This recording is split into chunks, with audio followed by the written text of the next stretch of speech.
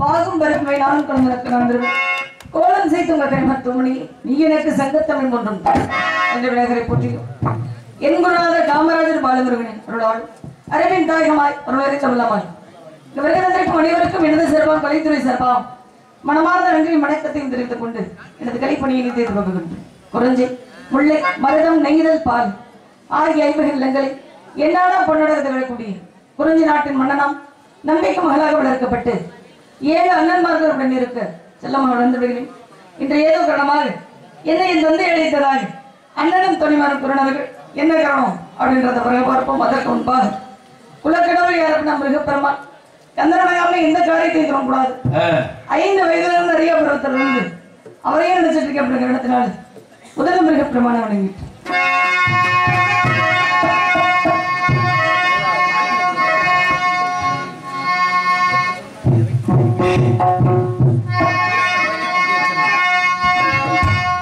அழகான பழனி மலை காண்ட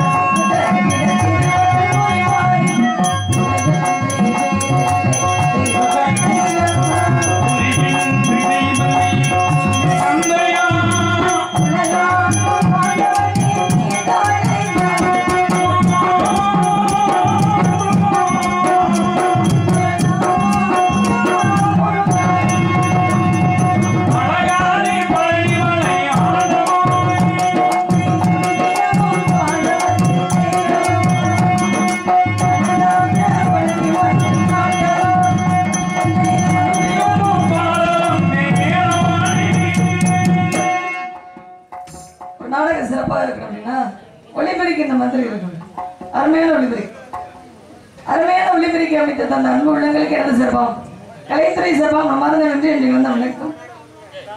இரண்டாவது விஷயமாக நாடக கலை ரசிகர்கள் இந்த ஒரு நவீன காலத்திலையும் நாடக கலை என்று சொல்லக்கூடிய கலை வைத்து அது வள்ளி திருமணத்தை தவிர உட்கார்ந்து பார்க்குறாங்க அப்படின்னா அது மிகப்பெரிய விஷயம். அமர்ந்திருக்கக்கூடிய அனைத்து அன்புள்ளங்களுக்கும் மனமார்ந்த நன்றி என்று வந்து வணக்கம். ஊரில் மொத்தமே எத்தனை பேர் தானா? எல்லாரும் போயிட்டாங்க திருவிழா. ஆமா, ஓய்வு எடுத்துக்கிட்டு இருக்கிறாங்க. சரியாக தர்க்கம் நடக்கக்கூடிய சமயத்தில் வருவாங்கன்னு எதிர்பார்க்கிறேன். கண்டிப்பாக அதற்கு முன்பாக 64 கலைகள் ஒரு கலையான இந்த நாடக கலை மூலமாக மட்டுமே தமிழ்ல வாழ்ந்துட்டு இருக்கு அப்படின்றது நிதர்சனமான ஒரு உண்மை. அப்பேற்பட்ட தமிழ் கடவுளான முருகப்பெருமானை வழங்கியாச்சு. வள்ளின நடிக்கும் மனோரஞ்சனி அவர்களுக்கு கிராமத்தின் சார்பாக பொன்னாட போடப்படுகிறது.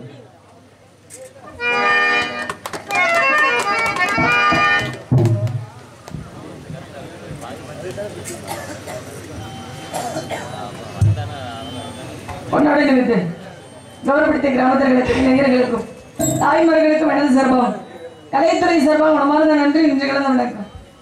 அப்பேற்பட்ட நாடக கலை ரசிகர்களுக்கு மனமார்ந்த நன்றி. இசைக்கலைஞர்களுக்கு மனமார்ந்த நன்றி. எல்லா ஒரு கலைகளையும் நம்மளா போய் கத்துக்கிறதா விருப்பம் இருந்தார்.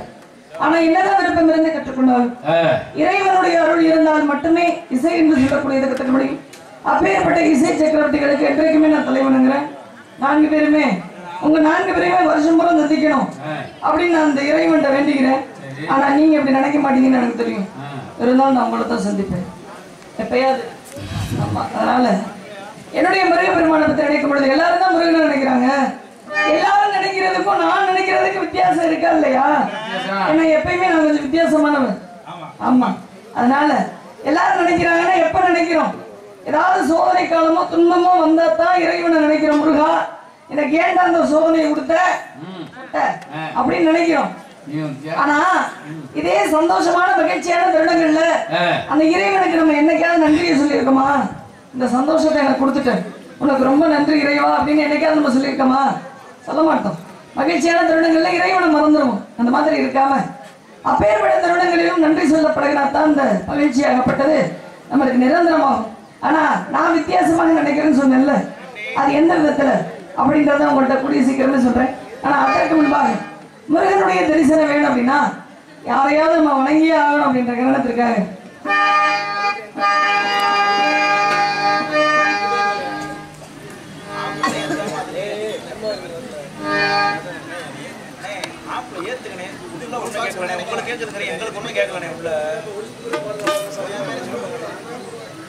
பாட்டு பாடும்போது அவ்வளவு வெயிட் ஆகுது.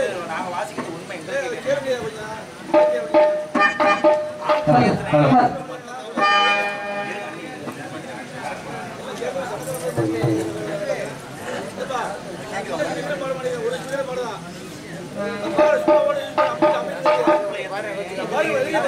ஒரு ஆம்பளை எல்லா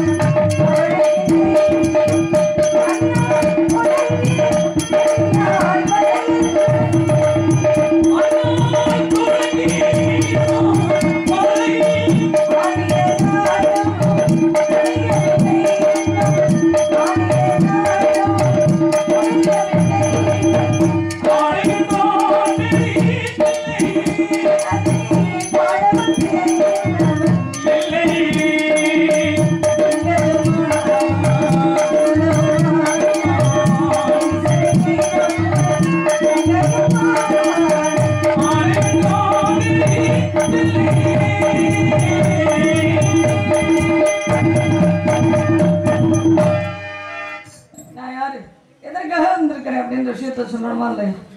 நான் தான் வள்ளி, நான் மட்டும்தான் வள்ளி. இன்னைக்கு இந்த ஊர்ல நான் மட்டும்தான் வள்ளி. மத்தவங்க வேற ஊரு போயிருப்பாங்க, அது நம்மளுக்கு, அது எனக்கு தேவையில்லை. ஆமா, அதனால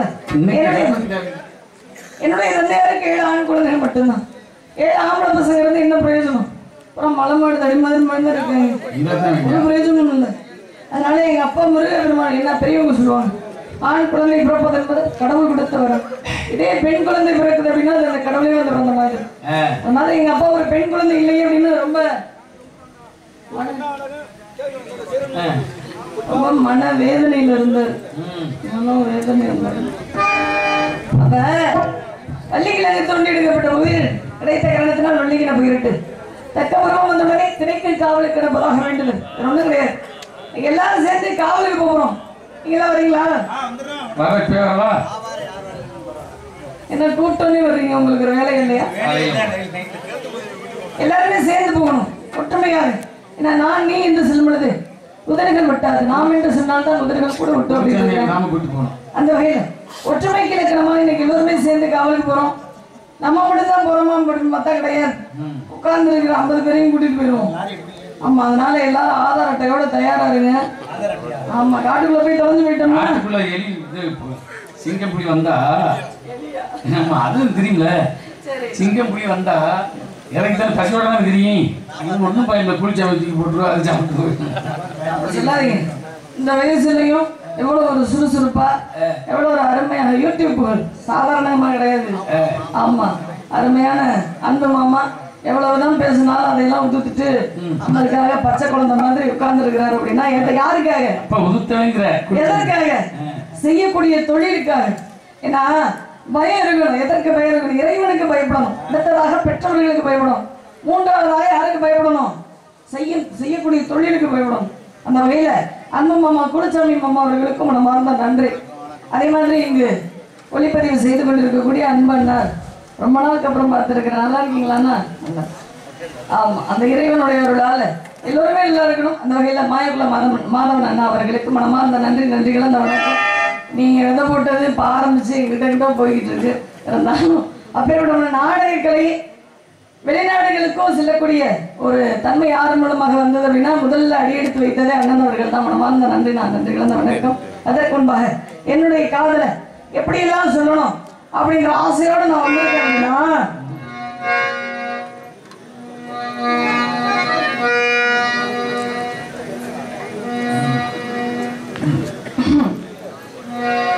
துதுவனையிலே அரைச்சு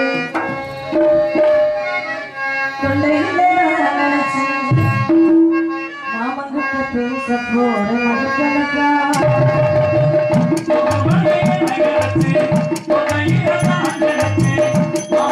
பேச போற மணிக்கணக்கா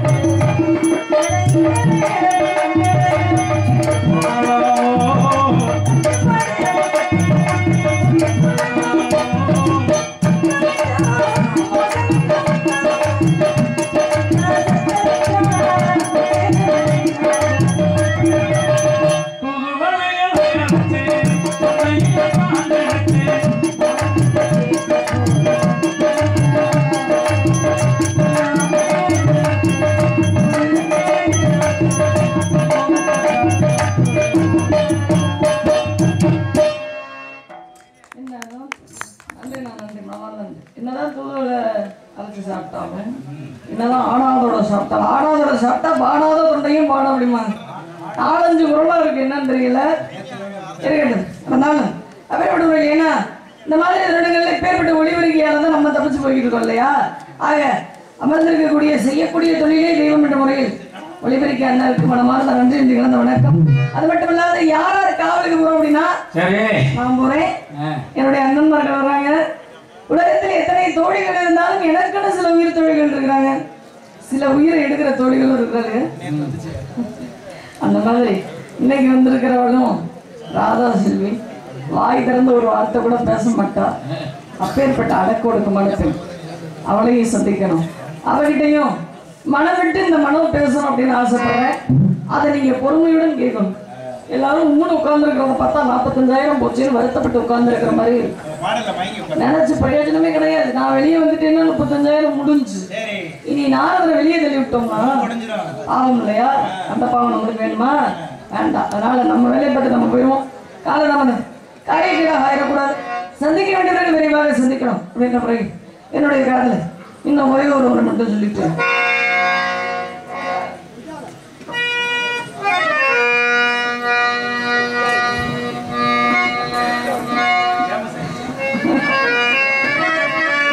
அதுக்கு முன்னாடி நேற்று அண்ணன் வந்திருந்தாரு, அவர்கிட்ட கேட்டேன், நீங்க யாரையும் காதலிக்கிறீங்களா?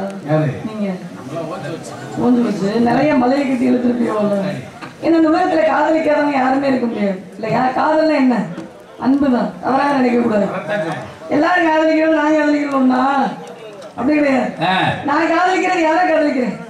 முருகேட்ட சொல்லுக்கு அழகன் என்றாலே அவர் ஒரு கரெக்டா புரியும்.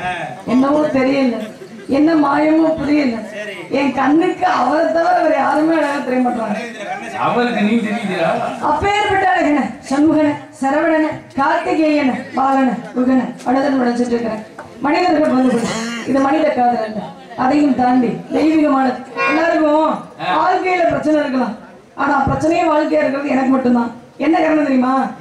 நான் காதலிக்கக்கூடிய காதலனுக்கு ஏற்கனவே ஒரே ஒரு முறை மட்டும் திருமணம் ஆயிடுச்சு. அப்புறம் அவர் ஆண்மையவங்க அழக வேற 1000 பெண்கள் வரத்தான் செய்வாங்க. வச்சு வாழப்படுறது நான் தானே, நீங்க என்ன கிடப்புறீங்க? உன்னை விட்டு நோக்கி போயிட்டா போனா நான் பாத்துக்கிறேன். அதெல்லாம் போற அளவுக்கு விட்டுருவோமா? ஏன்னா என்னை திருமணம் முடிச்சிட்டா அதற்கு பிற்பாடு என்னென்ன விளைவுகள்லாம் ஏற்படும் அப்படின்றது அவருக்கு நல்லா தெரியும். அதனால அந்த இடத்துக்கு அவர் போக மாட்டார். ஏற்கனவே வாங்க பாவம் இல்லையா?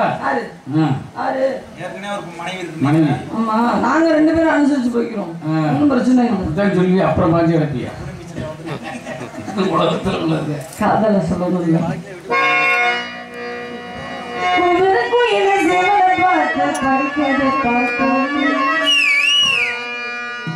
நீயும் பதில் சொல்ல மாமா மயங்கிடலாமா? மாமா மயங்கிடலாம். நான் தான் காதலிக்கிறேன், உணர்த்துறேன், நீங்க உணர்த்துறீங்க. ஏ மாமா